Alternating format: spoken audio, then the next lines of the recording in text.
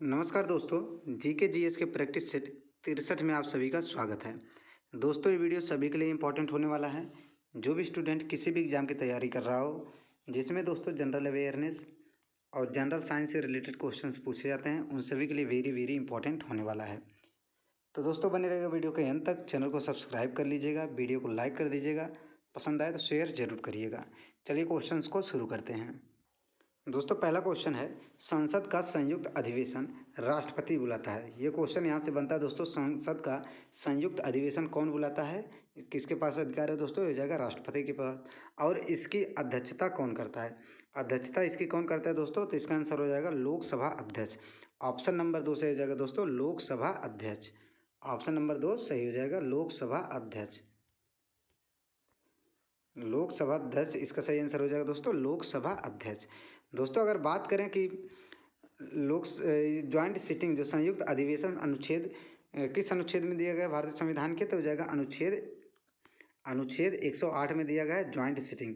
संयुक्त अधिवेशन किस अनुच्छेद में दिया गया है दोस्तों? हो जाएगा अनुच्छेद 108 में। दोस्तों, भारत का महान्यायवादी किस अनुच्छेद में दिया गया है? अनुच्छेद 76 में दिया गया है। याद रखिएगा, अनुच्छेद 76 में अटॉर्नी जनरल ऑफ इंडिया के बारे में डिस्कस किया गया है। अनुच्छेद 52 से रिलेटेड है दोस्तों, राष्ट्रपति। भारत का एक राष्ट्रपति होगा, किसमें कहा गया है? अनुच्छेद 52 में। याद रखिएगा दोस्तों। प्रेजेंट टाइम में लोकसभा अध्यक्ष कौन है? तो हो जाएंगे ओम बिड़ला साहब। ओम बिड़ला साहब, याद रखिएगा दोस्तों, ओम बिड़ला साहब हैं दोस्तों, जो कि वर्तमान में दोस्तों लोकसभा अध्यक्ष हैं। लोकसभा अध्यक्ष कौन है? ओम बिड़ला साहब, याद रखिएगा।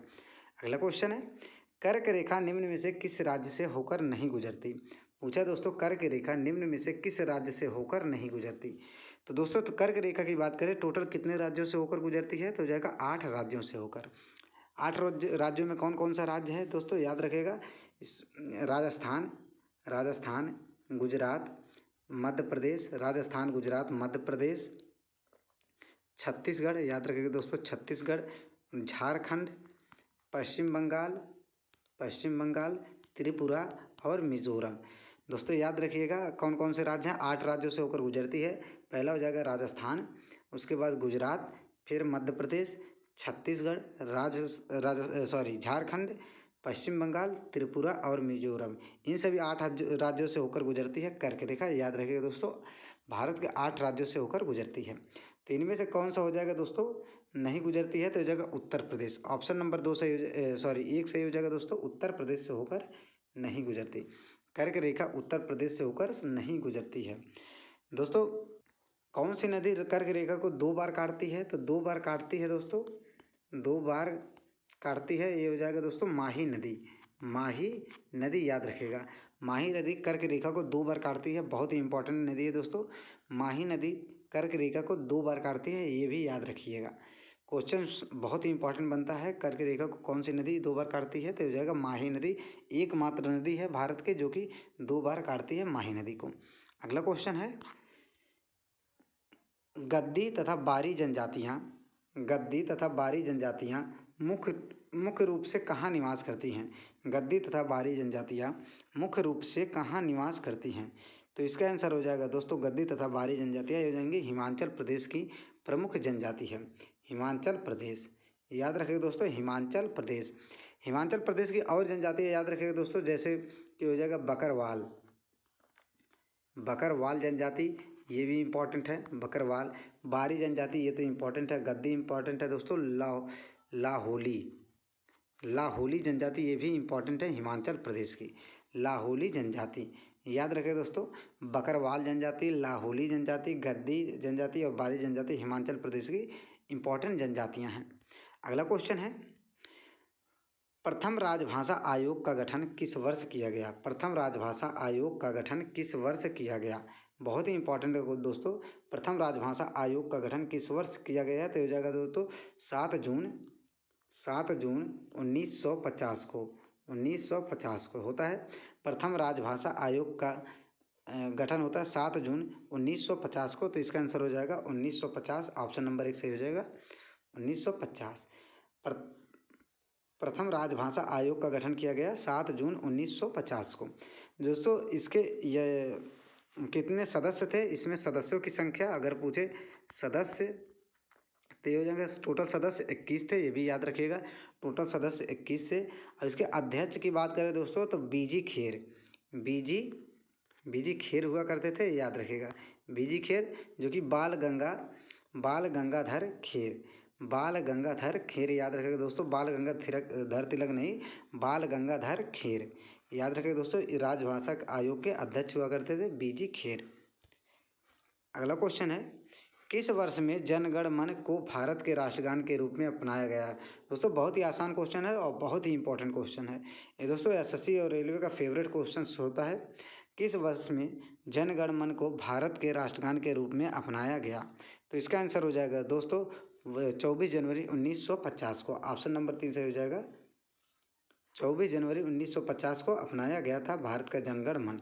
इसके रचयिता की बात करें दोस्तों तो हो जाएंगे रविन्द्रनाथ टैगोर जी। टैगोर जी कब किए थे? 1911 में। और पहली बार दोस्तों कलकत्ता अधिवेशन में गाया गया था, कलकत्ता अधिवेशन में गाया गया था, याद रखिएगा। कांग्रेस के कलकत्ता अधिवेशन 1911 में पहली बार गाया गया था, ये भी याद रखिएगा। अगला क्वेश्चन है, प्रकाश की द्रव में चाल का प्रतिपादन किसने किया था? वह वेरी वेरी इंपॉर्टेंट क्वेश्चन।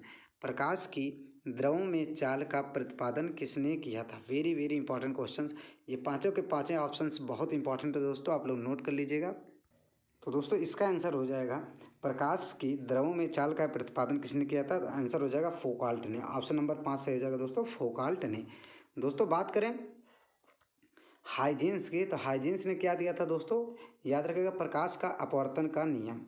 प्रकाश का कणिका सिद्धांत किसने दिया था? प्रकाश का कणिका सिद्धांत, प्रकाश का कणिका सिद्धांत याद रखिएगा दोस्तों।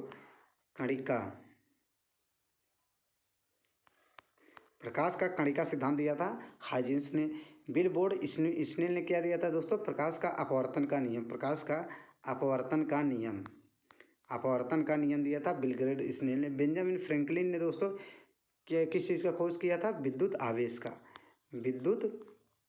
आवेश का याद रखिएगा। विद्युत आवेश का खोज किसने किया था? बेंजामिन फ्रैंकलिन ने। आर्मर्ड फिजो की बात करें दोस्तों तो प्रकाश की गति किसने दिया था दोस्तों? प्रकाश की गति याद रखिएगा दोस्तों। प्रकाश की गति का नियम किसने दिया था? आर्मर्ड फिजो ने। दोस्तों पांचों के पांचों साइंटिस्ट बहुत ही इंपॉर्टेंट है, इनसे रिलेटेड जितने भी खोज हुए हैं वो सभी के सभी भी इंपॉर्टेंट होने वाले हैं। जैसे दोस्तों हाइजीन्स ने प्रकाश का कणिका सिद्धांत दिया था, बिलबोर्ड स्नेल ने दिया था प्रकाश का अपवर्तन का नियम, बेंजामिन फ्रैंकलिन ने दिया था विद्युत आवेश का नियम, आर्मर्ड फिजो ने दिया था प्रकाश की गति का नियम, और फोकाल्ट की बात करें दोस्तों तो प्रकाश में द्रवों की चाल। तो प्रकाश से रिलेटेड जितने भी खोज और आविष्कार हुए हैं दोस्तों उन सभी के सभी यहाँ पर दिए गए हैं और सबको आप लोग नोट कर लीजिएगा। अगला क्वेश्चन है, गायरोस्कोप का प्रयोग कहाँ किया जाता है? बहुत ही इंपॉर्टेंट क्वेश्चन है दोस्तों। गायरोस्कोप का प्रयोग कहाँ किया जाता है? वेरी वेरी इंपॉर्टेंट क्वेश्चन बनता है दोस्तों। गायरोस्कोप का प्रयोग कहाँ किया जाता है? तो इसका आंसर हो जाएगा दोस्तों घूमती हुई वस्तु की गति मापने के लिए, घूमती हुई वस्तु की गति मापने के लिए प्रयोग किया जाता है गायरोस्कोप का। याद रखिएगा दोस्तों ऑप्शन नंबर 3 से हो जाएगा घूमती हुई वस्तु की गति मापने के लिए गायरोस्कोप का प्रयोग किया जाता है। वायुमंडलीय आर्द्रता मापने के लिए तो हाइग्रोमीटर याद रखिएगा। हाइग्रोमीटर आसान क्वेश्चन है। मानव शरीर के आंतरिक भाग को देखने के लिए इंडोस्कोप का प्रयोग किया जाता है। इंडोस्कोप का प्रयोग किया जाता है। ध्वनि की तीव्रता मापने के लिए ओडोमीटर, याद रखिए दोस्तों ओडोमीटर का प्रयोग किया जाता है। तो दोस्तों गायरोस्कोप का प्रयोग कहाँ किया जाता है? तो हो जाएगा घूमती हुई वस्तु की गति मापने के लिए। हाइग्रोमीटर का प्रयोग किया जाता है दोस्तों वायुमंडलीय आर्द्रता मापने के लिए। मानव शरीर के आंतरिक भाग को देखने के लिए इंडोस्कोप का प्रयोग किया जाता है और ध्वनि तीव्रता मापने के लिए दोस्तों ओडोमीटर का प्रयोग किया जाता है। अगला क्वेश्चन है, निम्नलिखित में से कौन सा पदार्थ जल की अस्थायी कठोरता का मुख्य कारण है? जल की अस्थायी कठोरता का मुख्य कारण क्या है दोस्तों? तो कठोरता दो प्रकार की होती है दोस्तों। कठोरता दो प्रकार की होती है। एक होता है अस्थायी, एक अस्थायी होता है और एक होता है अस्थायी। तो अस्थायी कठोरता का मुख्य कारण क्या है? तो हो जाएगा calcium bicarbonate. Calcium bicarbonate, option number 4 सही हो जाएगा दोस्तों, कैल्शियम बाइकार्बोनेट, कैल्शियम बाइकार्बोनेट। और दोस्तों अस्थायी कठोरता का कारण है तो कैल्शियम सल्फेट, कैल्शियम सल्फेट। अगर अस्थायी कठोरता पूछे दोस्तों तो कैल्शियम सल्फेट, और अस्थायी कठोरता हो जाएगा दोस्तों कैल्शियम बाइकार्बोनेट। अस्थायी कठोरता को दोस्तों उबालने पर ये ख़त्म हो जाता है, पानी को उबाल दिया जाए अगर तो इसका अस्थायी कठोरता ख़त्म हो जाता है, और इसको अस्थायी कठोरता पानी को उबालने से ख़त्म नहीं होता, ये भी याद रखिएगा। अगला क्वेश्चन है, महाधिराज की उपाधि धारण करने वाला पहला गुप्त शासक कौन था? महाधिराज की उपाधि धारण करने वाला पहला गुप्त शासक कौन था? बहुत ही इंपॉर्टेंट क्वेश्चन है दोस्तों, तो इसका आंसर हो जाएगा चंद्रगुप्त प्रथम, ऑप्शन नंबर 2 सही हो जाएगा दोस्तों, चंद्रगुप्त प्रथम। महाधिराज की उपाधि धारण करने वाला प्रथम शासक कौन था? चंद्रगुप्त प्रथम। ये किसके पुत्र थे दोस्तों? तो घटोत्कच के, याद रखें दोस्तों, घटोत्कच के ये पुत्र हुआ करते थे। इसके बाद इनके बाद दोस्तों इनका पुत्र समुद्रगुप्त, ये भी महाधिराज की उपाधि प्राप्त किया था, ये भी याद रखिएगा। अगला क्वेश्चन, इनमें से कौन सी नदी पूर्व से पश्चिम की ओर बहती है? इनमें से भारत में इनमें से कौन सी नदी पूर्व से पश्चिम की ओर बहती है? पूर्व से, ये मान लीजिए पूर्व है दोस्तों, पूर्व से पश्चिम की ओर बहती है, पश्चिम की ओर, पूर्व से पश्चिम की ओर बहती है, तो ये जाके दोस्तों भारत की एकमात्र नदी है दोस्तों नर्मदा, नर्मदा नदी है दोस्तों, जो कि पूर्व से पश्चिम की ओर बहती है। इसकी लंबाई दोस्तों की बात करें 1312 किलोमीटर है। ये कहाँ से निकलती है? मध्य प्रदेश के अमरकंटक पहाड़ी से, मध्य प्रदेश के अमरकंटक पहाड़ी से निकलती है, ये भी याद रखिएगा। अगला क्वेश्चन है, निम्न में से कौन गंगा की सहायक नदी नहीं है? निम्न में से कौन सी गंगा की सहायक नदी नहीं है? Very very important questions.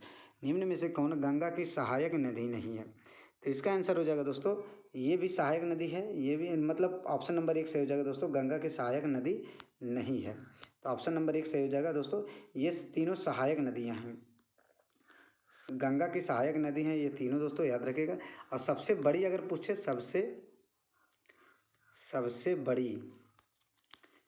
बड़ी सहायक नदी अगर पूछे दोस्तों तो हो जाएगा दोस्तों यमुना, यमुना सबसे बड़ी सहायक नदी है गंगा की, हो जाएगा 1376 किलोमीटर, 1376 किलोमीटर इसकी लंबाई है, याद रखिएगा, 1376 किलोमीटर है इसकी लंबाई है। अगला क्वेश्चन है, संपत्ति के आधार को मूल अधिकार की सूची से हटाकर विधिक अधिकार की सूची में कब शामिल किया गया? वेरी वेरी इंपॉर्टेंट क्वेश्चन दोस्तों, संपत्ति के अधिकार को मूल अधिकार की सूची से हटाकर विधिक अधिकार में कब शामिल किया गया?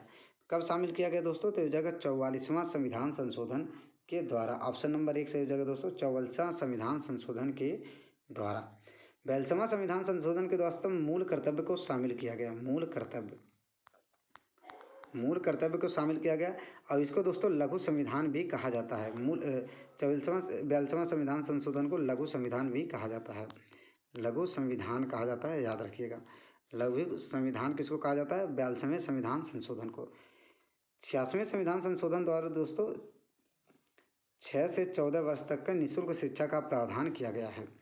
86वें संविधान संशोधन द्वारा 6 से 14 वर्ष के बच्चों तक का निःशुल्क शिक्षा का प्रावधान किया गया है, याद रखिएगा। 74वां संविधान संशोधन द्वारा दोस्तों नगर पालिका को जोड़ा गया, याद रखिएगा, नगर पालिका को जोड़ा गया। 74वें संविधान संशोधन द्वारा नगर पालिका को जोड़ा गया। तो इसका आंसर हो जाएगा दोस्तों 44वां संविधान संशोधन द्वारा मूल अधिकार की सूची से हटाकर, संपत्ति के अधिकार को मूल अधिकार की सूची से हटाकर विधिक अधिकार में शामिल किया गया। अगला क्वेश्चन है, गुप्तकालीन सोने के सिक्के का भंडार निम्न में से किस स्थान पर प्राप्त हुआ? गुप्तकालीन सोने के सिक्के को भंडार निम्न में से किस स्थान को में प्राप्त हुआ दोस्तों? तो हो जाएगा बयाना में, ऑप्शन नंबर 1 सही हो जाएगा दोस्तों बयाना में। बयाना में सोने के सिक्के को गुप्त काल में क्या कहा जाता था दोस्तों? तो हो जाएगा रूपक। अब कहीं कहीं दोस्तों सुवर्ण भी कहा जाता था। अधिकतर रूपक देखने को मिलेगा, और अगर रूपक और स्वर्ण दोनों को मिले तो दोनों सही हो जाएगा। अगला क्वेश्चन है, सबसे अधिक घना आबादी वाला सार्क देश कौन सा है? Very very important question. सबसे अधिक घना आबादी वाला सार्क देश कौन सा है? तो सार्क देश की बात करें दोस्तों, सार्क देश में टोटल कितने देश हैं? तो 8 देश शामिल हैं, टोटल 8 देश शामिल हैं। इसका मुख्यालय कहाँ है दोस्तों? नेपाल के काठमांडू में। नेपाल के काठमांडू में याद रखिएगा, काठमांडू में इसका मुख्यालय है। सबसे अधिक घना आबादी वाला देश हो जाएगा दोस्तों बांग्लादेश। बांग्लादेश से हो जाएगा सबसे अधिक घना आबादी वाला बांग्लादेश याद रखिएगा। अगला क्वेश्चन है, भारत का सबसे लंबा बांध कौन सा है? वेरी वेरी इंपॉर्टेंट क्वेश्चन दोस्तों। भारत का सबसे लंबा बांध कौन सा है? दोस्तों याद रखिए, चारों के चारों बांध दिया गया है। यह किस राज्य में स्थित है? जैसे कि दोस्तों टिहरी बांध कहाँ पर है? भागीरथी नदी पर, उत्तराखंड में है। हीराकुंड बांध है महानदी पर, उड़ीसा में। भाखड़ा नांगल बांध है सतलज नदी पर, पंजाब में। अलमाटी बांध है कृष्णा नदी पर, कर्नाटक में। यहाँ से दोस्तों लगभग 8 से 9 क्वेश्चन बनते हैं। तो सबसे लंबा बांध की बात करें तो हो जाएगा हीराकुंड बांध सबसे लंबा बांध है, जो कि महानदी पर बना है और उड़ीसा राज्य में स्थित है। दोस्तों बात करें सबसे बड़ा बांध, ये हो जाएगा सबसे बड़ा बांध। सबसे बड़ा बांध ये हो जाएगा, ये सबसे लंबा बांध हो जाएगा। दोनों में अंतर है दोस्तों। सबसे बड़ा बांध पूछे तो टिहरी बांध हो जाएगा भागीरथी नदी पर, उत्तराखंड में। और सबसे लंबा बांध पूछे तो हीराकुंड बांध महानदी पर, उड़ीसा में। अगला क्वेश्चन है, किस शासक का मकबरा चंदेरी में स्थित है? बहुत ही इंपॉर्टेंट है दोस्तों। किस शासक का मकबरा चंदेरी में स्थित है? तो इसका आंसर हो जाएगा, किस शासक का मकबरा चंदेरी में स्थित है? तो हो जाएगा बैजू बावरा का। दोस्तों बात करें तो शेरशाह सूरी का मकबरा कहाँ स्थित है? तो शेरशाह सूरी का मकबरा हो जाएगा दोस्तों सासाराम में। औरंगजेब का मकबरा की बात करें दोस्तों तो ये कहाँ पर है? औरंगजेब का मकबरा दौलताबाद में। और दोस्तों बात करें जहांगीर का तो हो जाएगा लाहौर में याद रखिएगा दोस्तों। अकबर का सिकंदराबाद आगरा में याद रखिएगा। तो किस शासक का मकबरा चंदेरी में है? तो चंदेरी की बात करें तो हो जाएगा बैजू बावरा। शेरशाह सूरी का हो जाएगा सासाराम, औरंगजेब का हो जाएगा दोस्तों दौलताबाद, जहांगीर का हो जाएगा लाहौर में। अगला क्वेश्चन, निम्नलिखित सब्जियों में से सर्वाधिक विटामिन सी किस में पाया जाता है? जितने सब्जी दिए गए हैं इसमें सर्वाधिक विटामिन सी किस में पाया जाता है? तो इसका आंसर हो जाएगा दोस्तों मिर्च में विटामिन सी बहुत मात्रा में पाया जाता है। और दोस्तों खट्टे फलों में भी पाया जाता है। अगर फलों की बात करें तो खट्टे फल में पाया जाता है। बहुत ही इंपॉर्टेंट है दोस्तों, खट्टे फल में पाया जाता है। सर्वाधिक लोहा दोस्तों आयरन किस में पाया जाता है? सर्वाधिक लोहा दोस्तों पालक के पत्तों में पाया जाता है, सर्वाधिक लोहा। अगला क्वेश्चन है, गामा किरणों का वेग होता है तो प्रकाश के वेग का दोगुना, प्रकाश के वेग का आधा, प्रकाश के वेग के बराबर। ऑप्शन नंबर 3 सही हो जाएगा दोस्तों। प्रकाश के वेग के बराबर गामा किरणों का वेग होता है, याद रखिएगा, प्रकाश के वेग के बराबर। अगला क्वेश्चन है, कौन सी संस्था पूंजी बाजार का विनियमन करती है? बहुत ही इंपॉर्टेंट है दोस्तों। तो इसका आंसर हो जाएगा सेबी, SEBI। ऑप्शन नंबर 3 सही हो जाएगा सेबी। इसकी स्थापना कब होती है दोस्तों? तो स्थापना की बात करें तो हो जाएगा, स्थापना कब होता है?